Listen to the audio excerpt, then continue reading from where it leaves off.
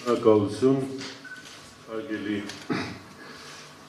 բարեկամներ, հարգելի մասնակիցներ, ես ևս ուզում եմ ողջունել, կարևորել այս նախաձեռնությունը, ոչ թե նրա համար, որ հանրապետական կուսակցությունը կազմակերպել, այլ նրա համար, որ սա հայ ժողովրդի պատմության երևի լուսավոր, փառավոր, հաղթանակով պսակված կարևորագույն էջերից մեկն է եղել հայ մարդու հերոսությունների հսկայական շտեմարանը եղել համաշխարհային պատմության մեջ 7 տարիները երկրորդ աշխարհամարտի լինելով ճակատագրական ամբողջ աշխարհի համար լինելով ազատագրական գրեթե ողջ եվրոպական, եվրասիական տարածաշրջանի նաև որոշ իմաստով գծավոր արևելքի երկրների համար լինելով քաղաքակրթական երևի թե ողջ պարտության համար լինելով տեխնոլոգիական զարգացման լինելով արտաքին հարաբերություններում նոր ստատուս քվոների ձևավորման երկարաժամկետ խաղաղ կայուն զարգացման ամենամեծ հիմնաքարերից մեկը մենք երբեք իրավունք չունենք մոռացության մատնելու այդ կարևորագույն իրադարձությունը նրանից դասեր քաղելով եւ հատկապես երբեք մոռացություն մատնելու իրավունք չունենք որովհետեւ հայ ժողովրդի մեր պապերի մասնակցությունը եւ ներդրումը դա ուղղակի մենք չէ որ ասում ենք դրա մասին խոսում է ամբողջ սովետական ժողովուրդները խոսել է սովետական պատմագրությունը խոսել է եւ մինչեւ այսօր խոսում է համաշխարհային պատմությունը ես էլ դեռևս նախադպրոցական տարիքից իմ պապերից եմ լսել ինչ է նշանակում առաջին անգամ իրանց եմ լսել ինչ է նշանակում առաջին բելոռուսական ռազմաճակատ ինչ է նշանակում երկրորդ ուկրաինական ռազմաճակատ ինչ յուրաքանչյուր ռազմաճակատ իր հրամանատարներով, իր զորահրամանատարներով, մարշալներով ու գեներալներով ինչպեսի ճանապարհ են անցել։ Եվ ընդհանրապես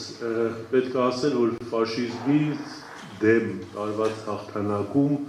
հաղթել է նաև գերմանացի ժողովուրդը, որովհետև գերմանացիներն էլ են ազատագրվել ֆաշիզմից։ Այսօր էլ քաղաքական նշանակությունը շատ կարևոր է, հաշվի առնելով աշխարհի մի շարք տեղերում տեղի ունեցող իրադարձությունները եւ ես ուրախ եմ, որ Մոսկվայում 81-ի միջոցառմանը լինելու են շատ երկրների լիդերներ, հատկապես ԱՊՀ անդամ պետությունների ղեկավարներ։ Իմ համար շատ տխուր ու ցավալի է, որ Հայաստանին ներկայացնելու է մի մարդ, որը ոչ հաղթանակի հետ կապ ունի, ոչ հպարտության, այլ ավելի շատ կապիտուլյացիայի ու պարտվողականության սիմվոլ է Հայաստանի կողմից։ Եվ իմ համար շատ ցավալի ու տարօրինակ է, որ այնտեղ լինելու է նաև մեկը, ով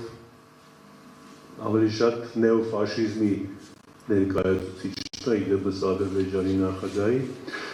բայց ունենք էլ ինչ որ ունենք, ես հուսով եմ, որ 85-ամյակը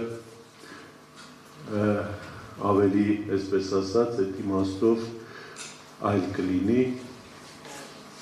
Ես ուզում եմ առիթ օգտագործելով շնորհավորել ֆաշիզմի դեմ տարված հաղթանակի մասնակից բոլոր ժողովուրդներին, ռուս ժողովրդին, առաջնորդին, սովետական միության կազմում այդ հաղթանակի կերտման գործում իրենց ներդրում ունեցած բոլոր ժողովուրդներին եւ շնորհավորել նաեւ այն ժողովուրդներին, ովքեր որ ազատագրվել են։ Մայիսի 9-ը եվրոպացիները իրավամբ նշում են նաև որպես Եվրոպայի օր, Եվրոպայի ազատագրման օր։ Եվ նաև Կարմիր բանակի ջանքերով նրա զորահրամանատարների, նրա մարշալների ու գեներալների